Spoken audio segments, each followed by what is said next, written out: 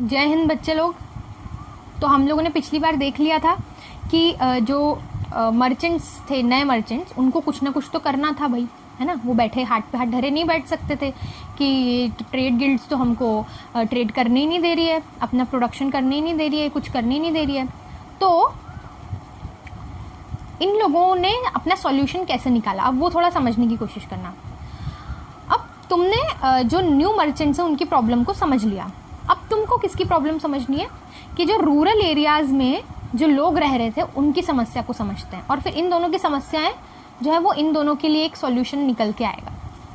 चलो देखते हैं कैसे। During the same time people in the country side were facing problem. Rural area यानी कि जो गांव थे वहाँ पे जो लोग थे वो कुछ समस्या फेस कर रहे हैं। क्या समस्या है, लेट अस सी।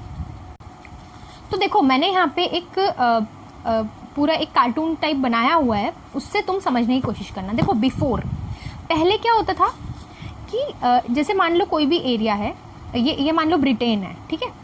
तो कंट्री साइड यानी रूरल एरिया ये है छोटा सा हिस्सा, है ना।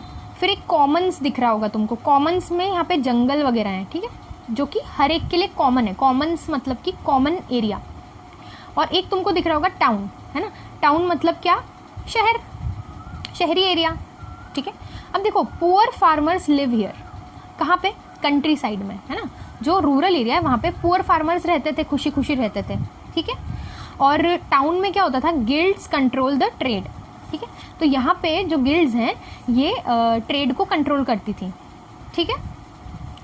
और ये जो पुअर फार्मर्स थे, देखो they get fruits, would, vegetables from Commons for free. जो कॉमन लैंड है which is common for everyone, चाहे वो टाउन्स में रहता हो चाहे वो रूरल एरियाज़ में रहता हो, उनके लिए ये कॉमन एरिया है, यहाँ पे कोई भी जा सकता है। तो ये they get fruits, would, vegetables from Commons for free, है ना। जो जंगल है वहाँ से फ्री में लकड़ी वगैरह जो भी अपनी रोज़मर्रा की चीज़ें होती थी वो यहाँ, इनकी नीड यहाँ से पूरी हो जाती थी फ्री में। And depend on this area for survival. तो ये अपने ज़िंदा रहने के लिए ये कॉमन्स जंगल के ऊपर निर्भर करते थे, ठीक है। अब लेकिन बाद में क्या हुआ हम देखते हैं। तो आफ्टर, अब देखो उदास दिख रहे हैं वो, है ना बेचारे, ठीक है। तो देखो अब ये कंट्री साइड में, ये रूरल एरियाज़ में ये रह रहे थे, ठीक है। अब क्या हुआ कि टाउन में new merchants were not allowed. Towns में क्या हो रहा था, नए मर्चेंट्स को अलाउड नहीं कर रहे थे। तो भाई जो नए मर्चेंट्स थे उन्होंने क्या करना शुरू कर दिया कि ये जो कॉमन वाला एरिया था, कॉमन्स वाला, वहाँ पर आना शुरू कर दिया, घुसना शुरू कर दिया। So this Commons was taken over by new merchants, so they start their work in common lands. क्यों, क्योंकि नए मर्चेंट्स को टाउन में जगह नहीं मिल रही थी, तो वो कहाँ पे जाने शुरू कर दिया उन्होंने, कॉमन्स में। बात समझ में आ रही है, ओके। तो ये जो फार्मर्स थे इनका कोई कंट्रोल नहीं रह गया, किस एरिया पे, कॉमन्स पे। बात समझ में आई, ठीक है। तो ये समस्या किसकी हमने देख ली, जो फार्मर्स थे वहाँ पर, ठीक है। आ रही है बात समझ में, okay. Now how did it help the poor peasants who depended on Commons. अब यहाँ पे एक तरीके से टाउन्स में जो ट्रेड गिल्ड्स है, ट्रेड गिल्ड्स न्यू मर्चेंट्स को ग्रो नहीं होने दे रही। तो न्यू मर्चेंट्स ने जो उपाय सुझाया वो किसके लिए प्रॉब्लम हो गया, पुअर फार्मर्स के लिए। अब इसमें एक बीच का सॉल्यूशन निकल के आता है, कैसे। Now merchants wanted labourers, merchants को लेबरर्स चाहिए। जो नए मर्चेंट्स कॉमन लैंड्स में गए हैं जहाँ पे जंगल हैं, वहाँ पे अपना भाई जो है ट्रेड स्थापित करने के लिए, अपना व्यापार को चलाने के लिए, ठीक है। Peasants wanted income source, merchants को काम करने वाले लोग चाहिए भाई। जंगल में तुम जा रहे हो, वहाँ पे पेड़ वेड़ काटने पड़ेंगे, वहाँ पे अपना जो व्यापार को चलाने के लिए लोग भी तो चाहिए साथ देने के लिए, बराबर ना। तो मर्चेंट्स को चाहिए लेबरर्स, और जो पीजेंट्स यानी कि जो किसान हैं गांव में, उनको क्या चाहिए, इनकम का सोर्स चाहिए, उनको पैसा चाहिए। क्यों, क्योंकि अब जो फ्री में उनको जगह मिलती थी अब वो वहाँ पे न्यू मर्चेंट्स ने आना शुरू कर दिया है। तो merchants offered work to peasants to produce goods for them. तो मर्चेंट्स ने क्या किया,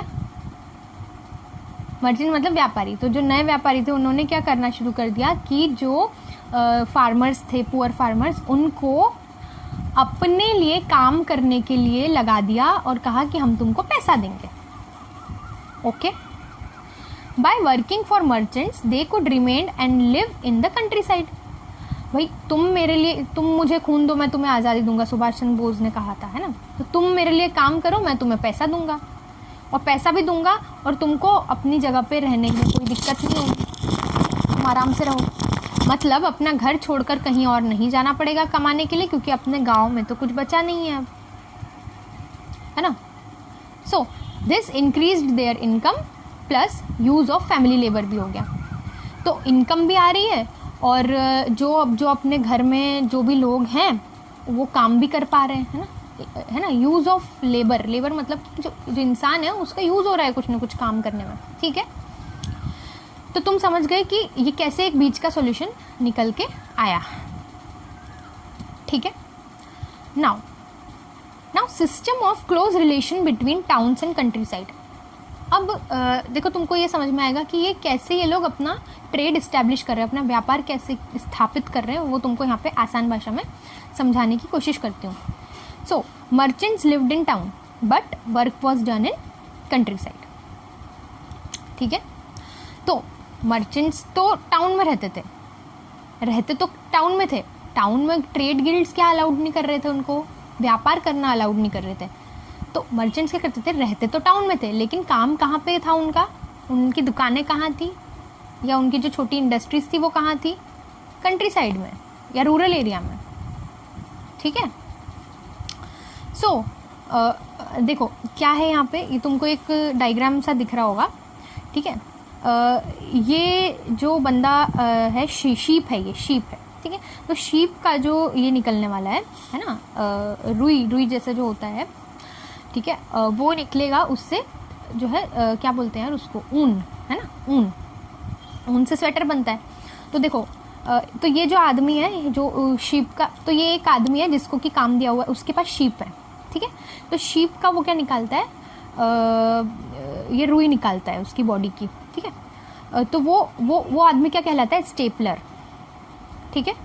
अब ये मर्चेंट जो है उसने इसका जो रुई निकाली हुई है, ऊन जो निकाला है, वो इसने खरीद लिया और इसको पैसे दे दिए, स्टेपलर को पैसे मिल गए, ठीक है। और मर्चेंट ने वूल खरीद लिया।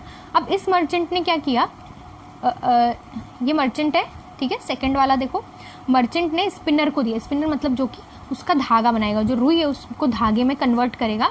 तो उस स्पिनर को जो है बेच दिया कि ले भाई ये मेरे पास है, ये 10 रुपये में तेरे को दे रहा हूँ मैं, तू मेरे को 10 रुपये दे। तो इसने 10 रुपये इसको दे दिए मर्चेंट को, ठीक है।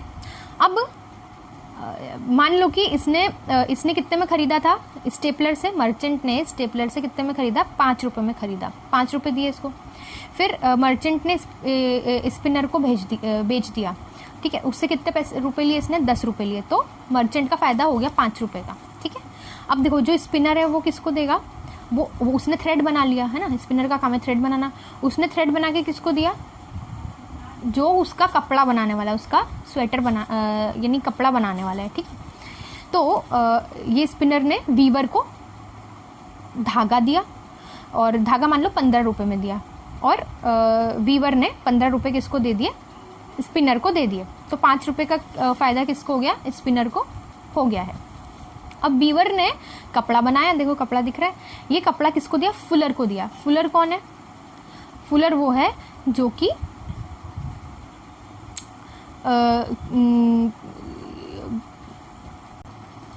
फुलर वो है जो कि कपड़ा जो है उसको पूरा पाइल अप करेगा, ठीक है। देखो a person who fulls that is gathers clothes by pleating, ठीक है।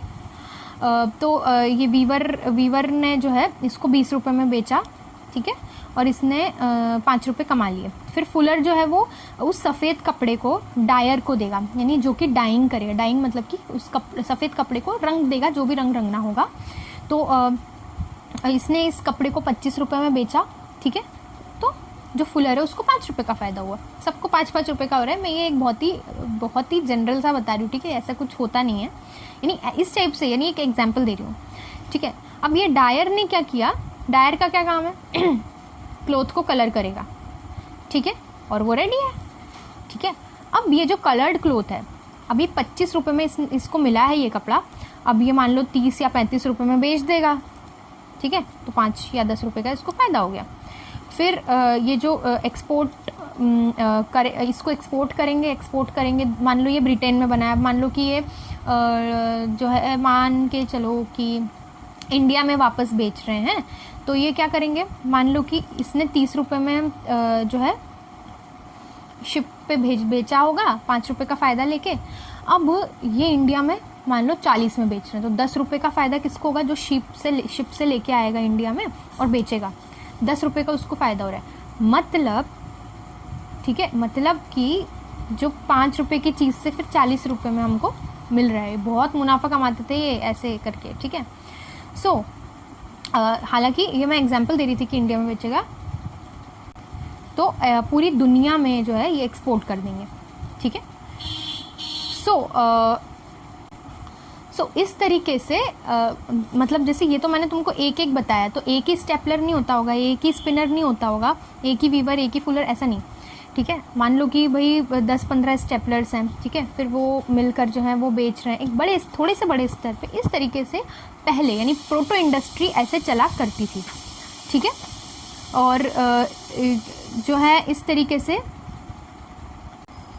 रूरल एरियाज से जो है बनकर चीज़ें टाउन्स में भी मार्केट में बिकती थी और पूरी दुनिया में बिकती थी। Now from 1760 to 1787 the import of cotton increase drastically.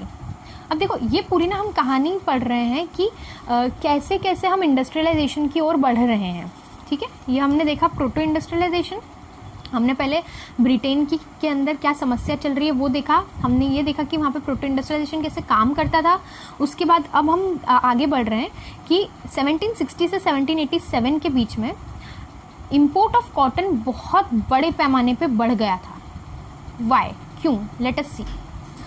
Small inventions which increase the efficiency of each process, example twisting मतलब जैसे तुमने अगर देखा हो कभी, जैसे जो धागा बनता कैसे तुमने कभी देखा है, जो रुई होती है ना उसको ऐसे लंबा करके फिर ऐसे ट्विस्ट करते हैं ताकि वो टाइट हो जाए, ठीक है।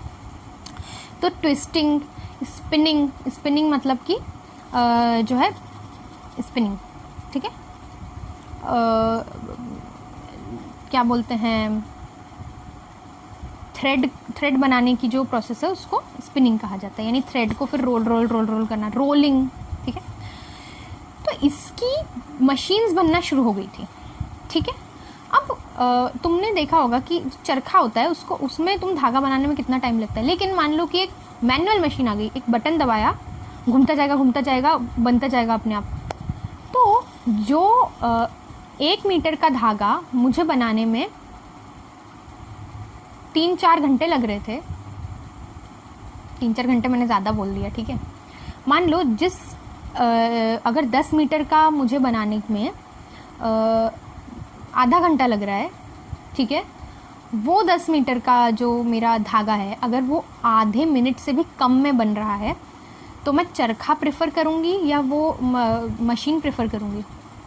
ऑब्वियस सी बात है, ठीक है। इसलिए तुम देखते होगे कि चरखा कितना बड़ा सिंबल बना था हमारे आज़ादी का, लेकिन फिर भी वो उतना फेमस नहीं हो पाया, है ना। हमने इंडस्ट्रीज़ की तरफ बढ़ना ही पड़ा। जब नेहरू जी आए प्रधानमंत्री बनके तो उन्होंने सबसे पहला काम यही किया, इंडस्ट्रीज़ ग्रो करनी है, ठीक है। जबकि गांधी जी के अंडर रह के उन्होंने लीडरशिप की थी।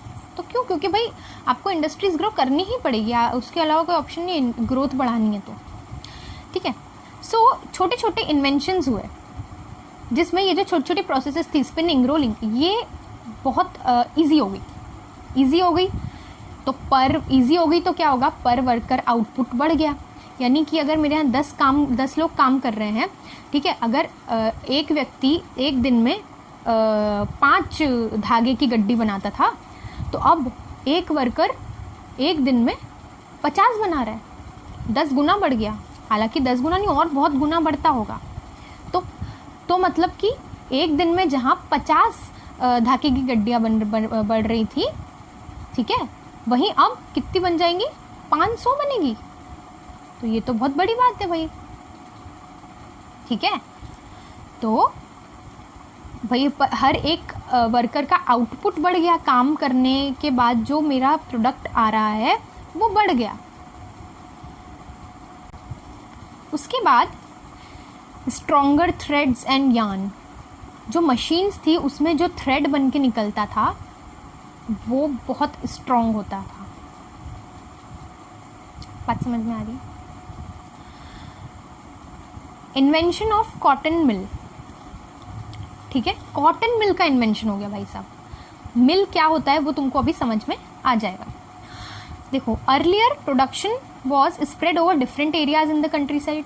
पहले जो प्रोडक्शन था वो कंट्री साइड यानी कि रूरल एरिया में अलग अलग जगह पे होता था। जैसे मैंने तुमको ऊपर बताया ना, स्टेपलर्स जो है वो अलग एरिया में काम कर रहे हैं, फिर वो स्पिनर को भेजते हैं तो वो स्पिनर्स कहीं और रहते हैं, उनको देने जाना पड़ रहा है, फिर स्पिनर्स को इधर देने जाना पड़ रहा है, समझ रहे हो?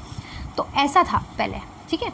सो earlier production was spread over different areas in the countryside, means no single place for all production processes, so management was difficult there. मतलब एक ही जगह नहीं थी जहाँ पे सब कुछ बन रहा होगा, ठीक है, ठीक है। सो इसका मैनेजमेंट डिफ़िकल्ट होता था, क्योंकि मुझे भाई मेरी रुई निकाली, उसको लेके मैं जो है स्पिनर के पास जा रही हूँ, फिर स्पिनर ने स्पिन किया, फिर वो धागा लेके दूसरी जगह जा रहे हैं, तो management was difficult. But in mill क्या होता है तुमको समझ में आ जाएगा। मिल में all processes at one place, यानी एक बहुत बड़ा एरिया मैंने बना दिया, वहाँ पे मैंने ऐसे डिवाइड कर दिया, ये यानी एक एरिया मतलब जैसे बहुत बड़ी फैक्ट्री जैसा बना दिया, ठीक है। उसमें एक बड़ा सा हॉल होगा जहाँ पे जो है केवल स्पिनिंग हो रही है। तुमको मैं फ़ोटो दिखा दूंगी, ठीक है। यानी सिर्फ थ्रेड बन रहे, बहुत सारे लोग वो एक काम कर रहे हैं, है ना। फिर एक एरिया है जहाँ पे केवल यार्न बन रहा है, यानी कि कपड़े को यार्निंग मतलब कि जो है थ्रेड्स को इकट्ठा करके जब कपड़ा बन जाता है तो वो एक प्रोसेस यूनिट अलग है।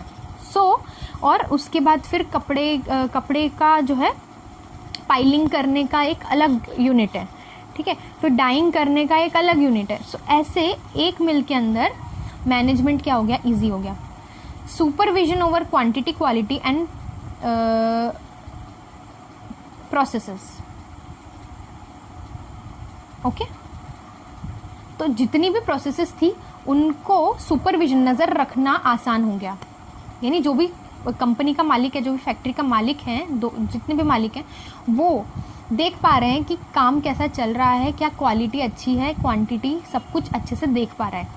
सो ये फ़ायदा हुआ इस वजह से, क्योंकि प्रोडक्शन बहुत गुना बढ़ने लग गया मशीन्स के आने से। मशीन्स के आने के कारण प्रोडक्शन जो है जल्दी जल्दी हो रहा है, और मिल्स में मैनेजमेंट ईजी हो गया है। 3 चीज़ें, इसके कारण अचानक से कॉटन की मांग जो है वो बढ़ने लगी, इसीलिए ब्रिटेन में इंपोर्ट बढ़ गया। इंपोर्ट मतलब बाहर से लेकर आना है, कॉटन बढ़ने लग गया। सो ये क्वेश्चन तुमको समझ में आ गया और उसका आंसर भी तुमको मिल गया। नाउ अच्छा, और लेबर को भी रेगुलेट कर सकते थे इसमें, ठीक है। नाउ अब ये हमने आज देख लिया। अब हम अगले लेक्चर में देखेंगे इसके आगे का। बाय।